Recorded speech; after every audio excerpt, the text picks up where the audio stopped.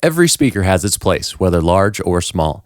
Freestanding speaker advocates are free to cast their derision, but for folks looking to improve on the anemic sound baked into modern flat screens, without giving up that near-zero footprint, soundbars are an intelligent choice.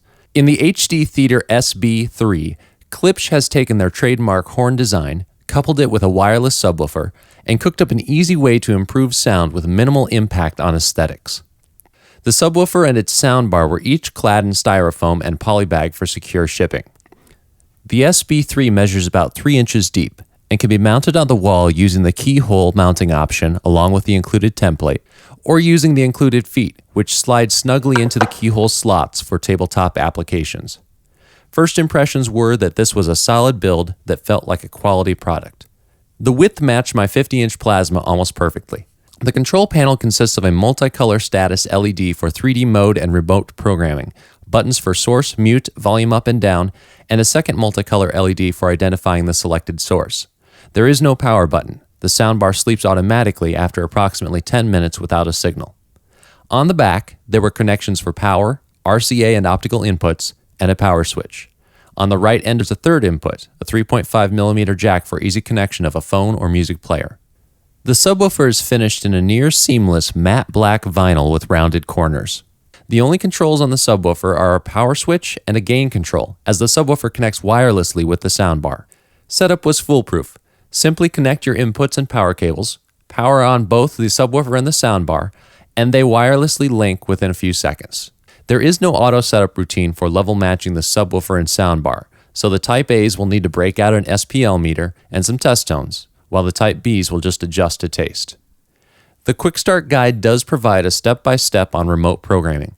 The Klipsch HD Theater SB3 has the useful feature of learning your television's remote signals so that you can use a non-learning remote that was included with your television. Basically, you push a combination of buttons on the soundbar, press the corresponding button on your remote a few times, and voila, your existing remote now controls your Klipsch soundbar. Of course, you could use the included credit card style remote. However, limited ergonomics, button batteries, and a form factor that encourages consumption by your couch cushions makes this an unappetizing proposition. The included remote does add 2 additional buttons, a power standby and a 3D mode. This is the only way to engage or disengage the 3D mode if you don't have a learning remote, as there is no 3D button on the soundbar itself. This seems like an unwarranted exclusion in my opinion. I would have liked to have seen a hard button for the 3D mode in case the diminutive remote is broken or lost. The 3D effect seems to modulate the phase between the 2 driver arrays to give a more dispersed sound field. This effect also created a more hollow timbre. I found the tonal trade-offs to outweigh the benefit of a wider image, so I'd recommend leaving this setting off. For movies, I wanted to focus on how well the SB3 addressed the major concessions of built-in sound: dialogue intelligibility, natural tonality, and low-end extension. I started with a recent episode of Sons of Anarchy.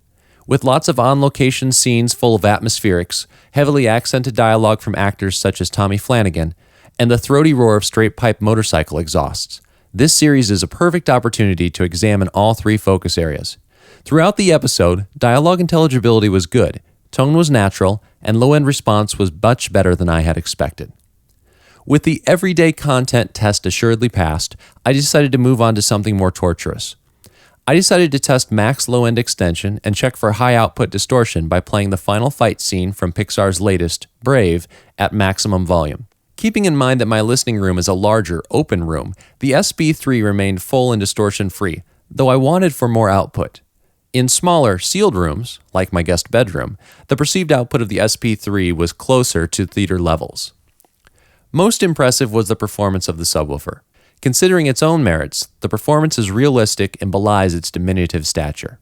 For music, I played a contingent of recordings, including the near-requisite The Girl in the Other Room by Diana Krall. Once again, I was seeking clear, natural, and full sound, and the SB3 delivered with sufficiently wide soundstage at 9 feet. Scooting closer to 7 feet away produced a more envelopment, so I'll call 7 feet the sweet spot in this regard. Power consumption for the Sub Plus soundbar was under 20 watts while in use, and about 1 watt in standby, according to my kilowatt power meter. A measurement from the listening position with a Galaxy CM140 meter showed in-room response down to the high 20 Hz range, in line with the Klipsch specs. At its highest volume setting, from my listening position, the soundbar was able to produce 82 decibels using broadband pink noise. In real-world use in my room, I found max volume to be sufficient for casual to moderate listening, but I would have personally wished for a little more headroom for more dynamic content in large rooms, even at the expense of some irregular frequency response.